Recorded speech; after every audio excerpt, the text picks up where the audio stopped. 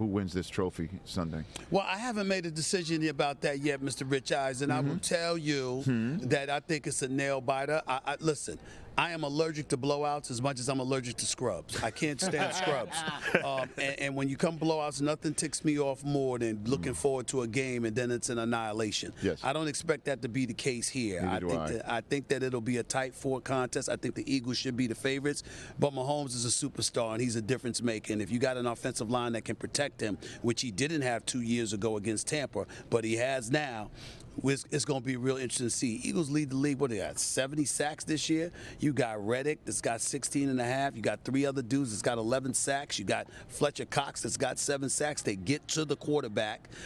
They've got they're loaded defensively all around, even though their secondary is considered their soft spot. If you talk to some players like Deebo Samuels was telling me yesterday.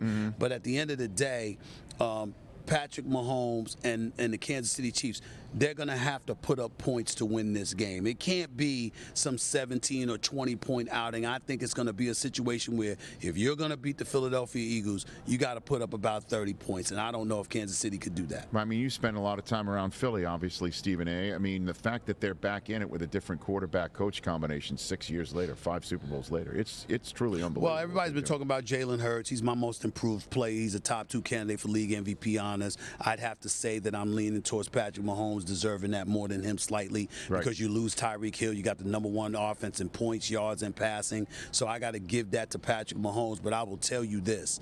To me, the star of the Philadelphia Eagles is Howie Roseman. This is a guy that had the job taken away from him. He sure did. Because Jeffrey Lurie wanted to give it to Chip Kelly, for crying out loud. He wet the bed. Thank God he's out of the pro sports and he's back in college where he belongs. All right? Howie comes back, hires Doug Peterson, couple of years later wins the Super Bowl with a backup quarterback because Wentz goes down near the tail end of the regular season. That Wentz experiment ultimately falls through. That's not working out. You draft Jalen Hurts with the second-round pick. You put him in the starting lineup in his second year, and you retool this team. You acquire A.J. Brown. And now here you are again with Nick Sirianni as your coach after you let go of Doug Peterson. So I think that when we look at Howie Roseman, I mean, you just got to give credit where credit's due to him and Jeffrey Lurie, because what owner do you know takes power away from somebody but gives it back to them?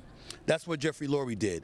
And what guy do you know as an executive retools and wins you and gets you to 2 Super Bowl, wins a Super Bowl championship with a backup quarterback, and then comes back with a second rounder, and he's back in the Super Bowl again because of the way he's retooled this squad, which is the most complete squad in football. Howie Roseman, to me, deserves a boatload of credit for the job he's done. Especially in all the defenders that you were talking about up front. We didn't even talk about Ndamukong Suh, who is dynamite. No question. And he was also on that Bucs team that chased Mahomes around when his foot was compromised the last time they were in the Super Bowl. That's right. So you're leaning towards Philadelphia, right? I'm leaning towards Philadelphia, but I haven't made a final decision yet. When does that happen? Tomorrow's first take? Tomorrow's first take. Catch the Rich Eisen Show every single day on the Roku channel, 12 to 3 Eastern, for free.